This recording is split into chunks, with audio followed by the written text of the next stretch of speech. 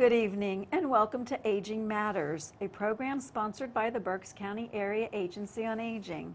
My name is Ann Barlet and I'm the Manager of Community Outreach and Education for the Area Agency on Aging. I would like to let you know that our program this evening is going to be an Tell Your Story or Someone Else Will. I think you'll be fascinated by our program this evening, and I'd like to introduce our guest. To my left here is Ron Klee Jr. He is the owner of Klee Funeral Home and Cremation Services in Shillington. He is also the president of Berks County Funeral Directors Association. Thank you, Ron, for being here this evening. Appreciate it. Glad to be here for you. Good. We have a lot to talk about, and I think I'm going to start with actually even the title in terms of trying to pick the title for tonight. We've done some funny titles when we were working on it and some general titles like Funerals 101. So I think what I'd like to share is we thought that this was a way for you to tell your story if we talk about what we should do with funeral planning, preparation, costs, the new technologies that are associated these days with some funerals and funeral planning, as well as, I call them myths, but I think they're more or less misconceptions maybe that folks might have, and also some scams that are out there, I hate to say, in terms of that aspect as well in working with funerals and arrangements and that kind of thing. So we're going to cover a variety of things tonight, and I think let's start with, and it always sounds terrible about, you know, funeral planning. Nobody wants to talk about it. Nobody really wants to start necessarily planning or thinking about planning or talking to your family about funerals and funeral planning and arrangements, but it really is important because it does go back to the title of help to tell your story in that planning. If you don't, someone else will do it, and it may not be what you want. So I guess my first question in starting out with the planning, Ron, would be, okay, should I, at my age, and I'm not going to tell you how old, what specifically we're talking about age-wise, but should I? Is it too early for me to start planning and making funeral arrangements, or is there a time I should start? Let's start right there. Good question. Well, first of all, honestly, I don't know your age, and I won't ask because they say you never ask a lady her age. Thank you. But there's a big advantage. Actually, the younger you are, the better your advantage, because today, let's dispel myth number one, what we may do with the money. In Pennsylvania, our state board regulates us, our regulating board tells us what we may and may not do with these funds when people pay for them in advance. Number one, we are required to put 100% of that money away, and there's two things we can do in Pennsylvania. It has to be invested in a Pennsylvania financial institution or through an insurance policy. Here's where your age is now to your advantage. Okay. Nice thing with an insurance policy, and what you have to understand with that insurance policy, it is just a funding vehicle. It's where we place the money. However, insurance gives you a whole lot more when it comes to options than we can with a trust. Biggest option, number one, take a person who's only 40. Well, I just picked a number. 40 years old. Your advantage is, number one, is if you don't, most people at age 40 don't have the kind of money a funeral costs today to put down all at one time. Right. So now at age 40, what you do is you can take it on an insurance policy, and because it is pure insurance, you can pay for that anywhere from 3 to 5 to 10, as high as 15 years. Now, do you pay more over time? The answer is yes. Mm-hmm. However, that additional money is purchasing insurance. What that means is you'll have very few questions, if any, to answer as far as health questions, because it's just a funding vehicle. You would be, the way that'll work is that, say you're paying, the law says that the first day of the third policy year, meaning that 2 years have passed that you might have made payments. Should you pass away, if it's an underwritten policy with the insurance, that would basically mean that now your funeral is paid for. So you can see there's quite an advantage. Okay. Heaven forbid that something happens while you're young and you're still paying. Right. So big advantage. Unfortunately, an 85-year-old person the options we have. Can they pay over time? Yeah, but I would tell you probably the longest we could do is 3 to 5 years on an insurance plan. Not quite the advantage. So actually, from a younger perspective, it's not bad. And when you're saying insurance policy, and I guess my mind, because of some of the other responsibilities that I have in the Area Agency on Aging,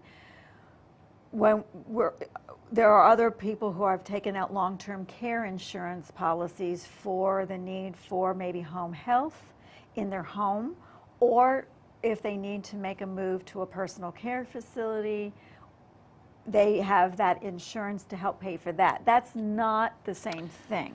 No, Okay. we Just have wanted to to call it clarify insurance because in the purest sense it is insurance, but all it really is a funding vehicle. It's not like you'd go out, and I apologize for picking on any particular company, but it's not like you'd go out and buy a Prudential or a Metropolitan policy. The companies that are in business to write these policies it's strictly for burial. Okay. So maybe years Alrighty. ago, especially down south, the big thing was burial insurance. Okay. We don't really want to call it that, but in a sense, that's what it's there for, to pay for your burial or cremation, whatever your choice is. Okay.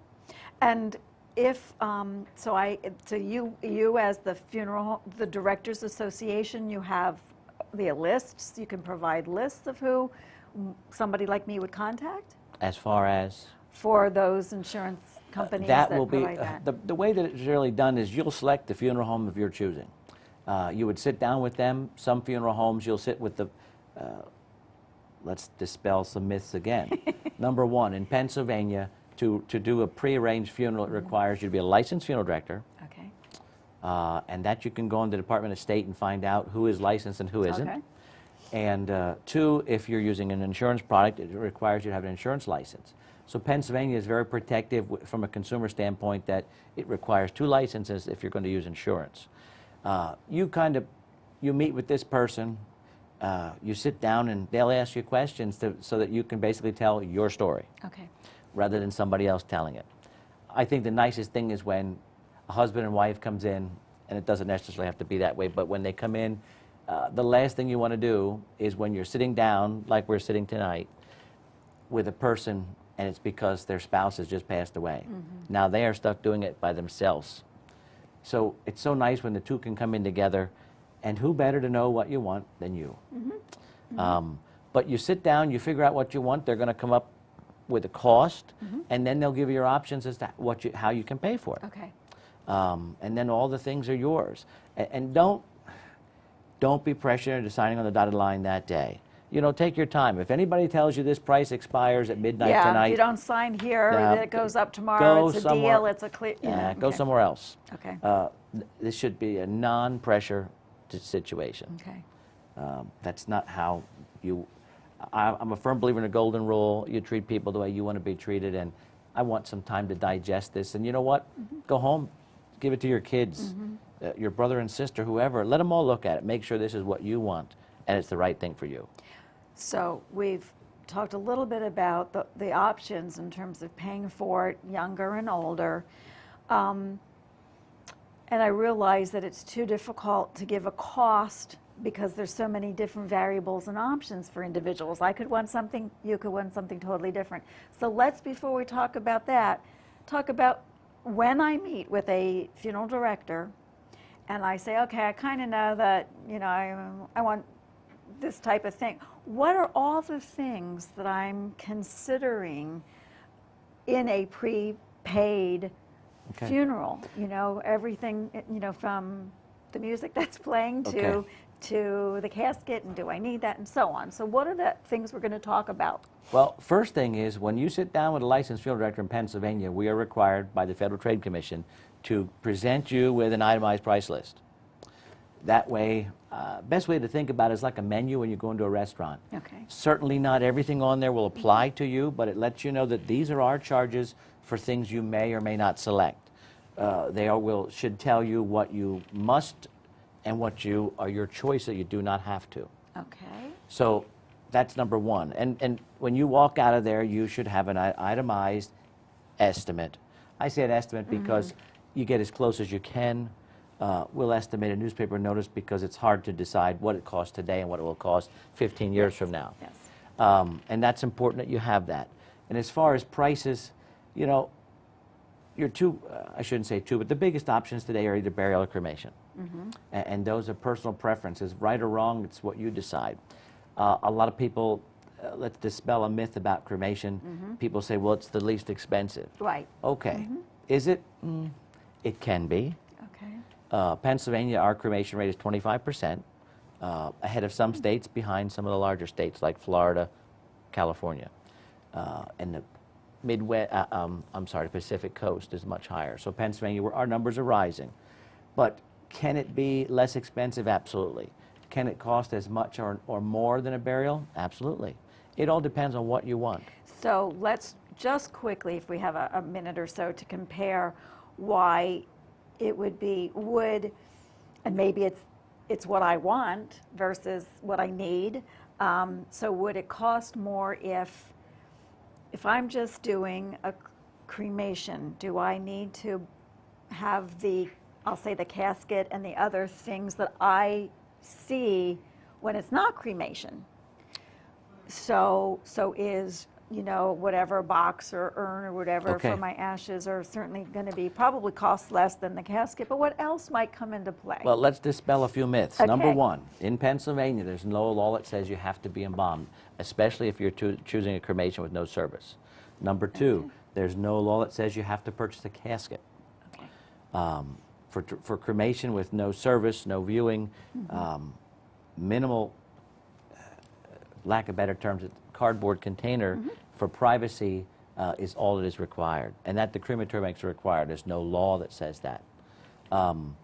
So can you have a casket? The answer is yes. Some people choose to have a viewing, a gathering, and then the cremation takes place. So you have two options. You can purchase a casket, or I like to call it a ceremonial casket. I think it sounds nicer than rental, and yet in a sense that's what it is, because it's usually a wooden casket. The outer enclosure is used over and over, but the inside, everything that you would touch, the interior would actually be cremated with you. And so since you're only really using it, you're not paying the price you would if you had to purchase it. So it still gives you your wishes. And if you're from an environmental standpoint, we're not cremating a casket. So I think it works out very well. Interesting. Okay. In terms of then, so that's one, any other, before we go on, any other differences that might come into play, cremation versus non-cremation, before we go into like a general kind of cost? When it comes into a burial, whether it be in the ground or into a mausoleum or a crypt, number one, there's no law in Pennsylvania that requires you to purchase an outer burial container. Years ago, the rough box, the vault, most times today they're made of concrete. No law in Pennsylvania requires that. However, the cemetery makes that decision. But just most funeral homes will have what they call an FTC disclaimer, and that tells you all the things you must and must not. Okay. So that way you know what you have to purchase and what you don't have to purchase. If you sit there and tell me I want to be cremated, but I'd like to have a viewing first, and then I want my cremated remains scattered. So we'll discuss some sort of a container to have a viewing with. And as far as if you're going to scatter, they do make scattering urns, if that's what you want. And if your goal is just to have your cremated remains scattered to the wind, I'm a firm believer that why make you purchase something you don't need? Okay. All righty. So obviously then also individual choices in terms of, the cards and the flowers and the what you're wearing, and the whole thing can really, I would assume, be a wide range of costs. Can you give me, if I'm pre-planning and I'm going to really start to seriously think about what my expenses might be, what kind, bring it home to me in terms of what am I looking at here? And an approximate, anywhere from this to this for cremation versus non. And I'll give you some ranges. Okay. Every funeral home is going to have their prices on a different, and typically they're set by your accountant who tells you this is what it costs me to keep my doors open. So every funeral home is going to be different. Does it make one better than the other? No, but you know, it's important that, you know, they'll call. You get a lot of times where people will call and say, well, how much does this cost? Right. And they'll say, well, why is it this price here and this price Right. here and your price is here? I can't answer that. That's what I have to charge to keep my door open. And I imagine that's the reason that the others are charging what they're charging. So cremation can be inexpensive. You'll see prices advertised for around $1,000 all the way up to probably $5,000 for the same service. Okay. Does it mean that the $5,000 service is better than the $1,000 service? Probably not, but I guess I'm also a firm believer that when something's too good to be true, it sounds too good to be true, maybe it is. So just investigate, and whatever works best for you, that's the best way to put it. And as far as burial, you see prices advertised for a low of under $3,000. Realistically, today a funeral runs. An average. What might an Well, average? Is there such a thing? You know, you ask good questions. You know, years ago, you'd never go over to $10,000. Today, that's more of an average than we'd like to admit. But what I guess I should clarify or qualify is, if I'm giving you that number, that includes, let's talk about what that would include. Right, It would include exactly. everything that the funeral home would provide as far as their services, their facilities, equipment, automobiles, as far as a casket, outer barrel container, clothing, flowers, printed material, meaning a register book, memorial folders, acknowledgement cards. Then you'd go, that would be services and merchandise. And then you'd go to the other column, which would be called cash advances, that on your behalf, such as cemetery opening and closing, can range from a low of maybe $550 to a high of $1,400. Honorarium for the pastor. Newspaper notices. Today, the newspaper can be, they offer a free notice, which doesn't tell you much about the basics, person. yeah. But if you look at these two column obituaries, you're Yeah. probably looking, and you run it 2 days, you're probably looking $450 Wow. for that. Okay. And then death certificates in Pennsylvania are $6 for a certified copy. We'll get into the veterans part when you get to Yep, that. I okay. won't run on that one yet. So, you know, when you add all those up, that column can be $2,000 to $3,000. So you can see, to get to 10 doesn't take that long, unfortunately, as much as we hate to admit it. So before we move on to some of the other topics, I would like to make sure that, okay, if I have a range in mind and I kind of have an idea of some things that would be included as I'm pre-planning, we have an idea of costs. So let's say I start to do this now, and I hang around for 30 more years, and in 30 years, now I've gone through the planning, I've chosen the way I'm going to pay for it, I know what I want.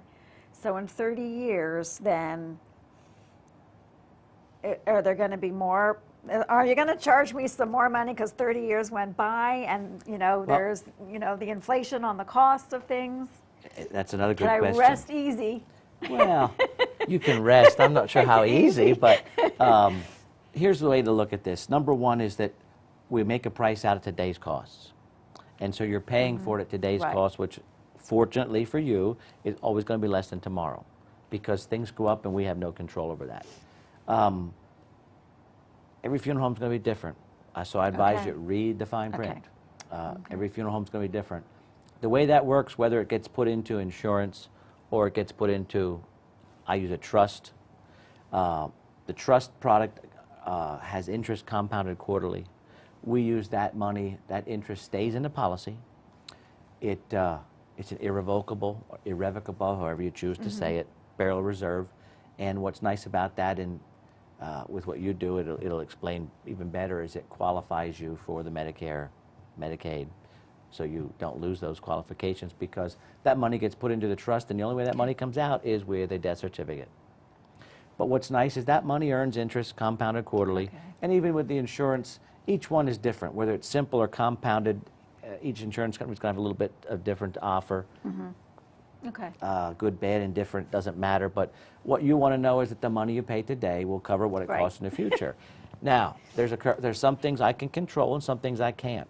Like the larger corporate cemeteries that may be charging the $1,400, the $1,300. If they allow you to go and pay for that opening and closing in advance, I'd tell you to go, because then you've locked that price in Okay. with them. They're not going to ask you for more in the future.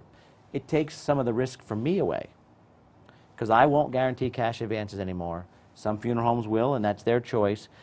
Cash advances being the cemetery, death certificates, because years ago we only paid $2. Now they've gone to $6. There's no interest in the world it's going to earn that overnight.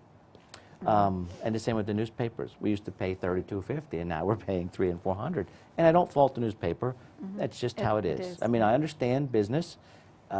They found a revenue source, and what's really nice about it more than that is, I mean, I realize it costs more. Before it was an editorial obituary.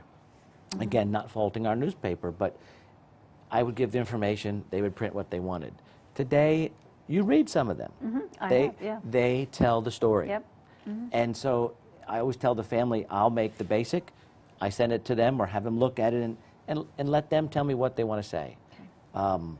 And so then, that's what's nice is now you can say what you want. Is there a price associated with it? Unfortunately, yes. Okay. Getting back to the guarantee is that, is it frozen? Is that price locked? Let's be honest. The answer to that is no. To sit there and tell you, well, this is the price today and that's what it's going to cost you in the future. I'd lie if I told you that. I need to, according to my accountant, make out a contract at the time of death. So you put $10,000 in an account. Right. Okay. The way that money will work is that's going to earn interest. Right. Okay. So 20 years from now, you die. All right, I'll give you 30. I'm sorry. Thank you. I'll give you 30, since I know how young you are. So I'll give you 30. So say that funeral in 30 years is now $25,000. Okay. But your money has been in there earning interest. Now, so that account, say the account would have, just pick round numbers, $26,000. The way I do business is I make a funeral bill out at that times the rate of that time. And so if my bill is $25,000, somebody's going to get $1,000 back from me because I will only keep what I'm entitled to. Okay. Now, the other side of the coin is, say there's only $24,000 in that account. The way I do business is I accept that as payment in full. Now, does every funeral home know? And I can't sit here. And so we need to read the fine line. Well, or and talk to them I can't sit about here and say they're right or wrong. I just tell you how I do business. But again, that's you know, if I'm looking around and I'm going to then that's something good to know to inquire.